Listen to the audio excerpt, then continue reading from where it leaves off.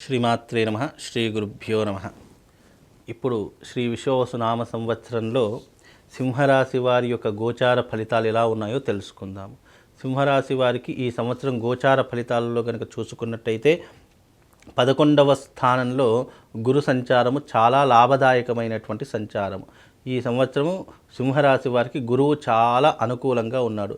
కానీ అర్ధాష్టమ శని వల్ల అంటే సింహరాశి వారికి శని అష్టమ స్థానంలో సంచరిస్తూ ఉన్నాడు. అష్టమ శని అనేటటువంటిది కొంతవరకు ఇబ్బందులు కలిగిస్తూ ఉంటుంది. అలాగే 8వ స్థానంలో రాహు సంచారం కూడా వీళ్ళ యొక్క జాతకంలో నడుస్తూ ఉంది. కనుక ఏ రకమైనటువంటి ఫలితాలు ఉంటాయో తెలుసుకుందాం. ముఖ్యంగా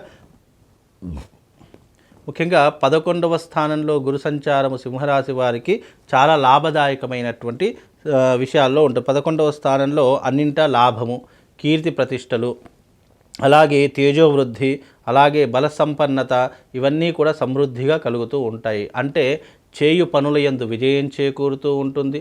అన్ని రంగాలలో కాస్త లాభదాయకంగా నడుస్తూ ఉంటుంది. చేయు వృత్తి వ్యాపారాదులలో మంచి లాభాలు సంపాదిస్తూ ఉంటారు.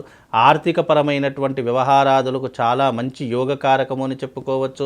11వ స్థానంలో గురు సంచారము సింహరాశి వారికి కాస్త అవకాశాలు రావడానికి సినిమా రంగంలో కావచ్చు, రాజకీయ రంగంలో కావచ్చు, అన్ని రంగాలలో కన్నా ఈ సింహరాశి వారికి కాస్త మెరుగైనటువంటి ఫలితాలు అని కూడా చెప్పుకోవచ్చు.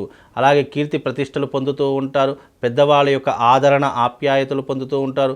కుటుంబంలో సఖ్యత ఏర్పడుతూ ఉంటుంది. 11వ స్థానంలో ఈ యొక్క గురు సంచారం వల్ల కొంతవరకు ఈ యొక్క సింహరాశి వారికి మేలు జరుగుతుంది అని చెప్పుకోవచ్చు. కానీ అష్టమ స్థానంలో శని సంచారం అనేటటువంటిది ఏమవుతుంది అంటే కనుక వచ్చేటటువంటి అవకాశాలను శని భగవానుడు ఆపేసేటటువంటి ప్రయత్నం చేస్తూ ఉంటాడు. అష్టమ స్థానము ఆరోగ్య భంగాన్ని సూచిస్తూ ఉంటుంది. కనుక ఆరోగ్య విషయంలో ఇబ్బందులు ఏర్పడుతూ ఉంటాయి. హెల్త్ ఇష్యూస్ ఎక్కువగా వచ్చేటటువంటి లక్షణాలు కనిపిస్తూ ఉంటాయి. కుటుంబంలో భార్యాభర్తల మధ్య సఖ్యత తగ్గిపోయేటటువంటి లక్షణాలు కనిపిస్తూ ఉన్నాయి. అలాగే కోపము, ఆవేశము, తొందరపాటు నిర్ణయాలు ఎక్కువగా తీసుకునేటటువంటి ప్రయత్నాలు చేస్తూ ఉంటారు. ముఖ్యంగా స్కిన్కి సంబంధించిన ఎలర్జీ, కడుపుకి సంబంధించినటువంటి ఇబ్బందులు, మైగ్రేన్ లాంటి ప్రాబ్లమ్స్ రావడము, అలాగే మెదడుకి సంబంధించినటువంటి ఇబ్బందులు రావడము, గుండెకు సంబంధించినటువంటి ఇబ్బందులు జరగడము, ఇలాంటి ఎక్కువగా జరిగేటటువంటి లక్షణాలు ఇప్పుడు కనిపిస్తుంటాయి. కనుక ఆరోగ్యం వైపు కాస్త శ్రద్ధ పెట్టేటటువంటి ప్రయత్నం చేయండి. అలాగే ముఖ్యంగా ఈ యొక్క సింహరాశి వారికి అష్టమ శని కనుక కొంతవరకు డబ్బు వస్తుంది. కానీ అనవసరమైనటువంటి వాటికి ఎక్కువగా ఖర్చు అయ్యేటటువంటి అవకాశం ఏర్పడుతుంది. కనుక అలాంటి వాటికి చాలా దూరంగా ఉండే ప్రయత్నం చేయండి. పరస్త్రీ వ్యామోహం కానివ్వండి, లేదు అనంటే కుటుంబం మీద కాస్త తక్కువ చూపు ఉండడం కానీ ఇలాంటివి మానుకునే ప్రయత్నం చేయండి.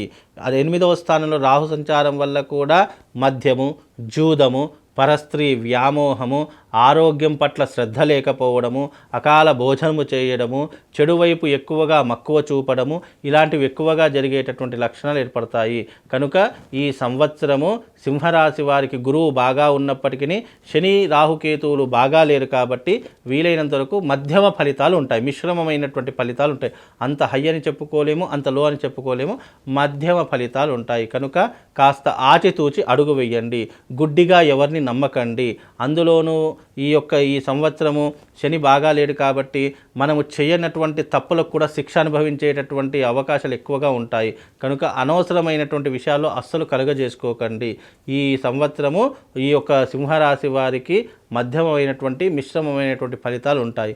ఇంకా మెరుగైనటువంటి ఫలితాలు పొందడానికి మీరు ఈ సంవత్సరం అరిష్ట నివారణ తంత్రయాగం చేయించుకోండి.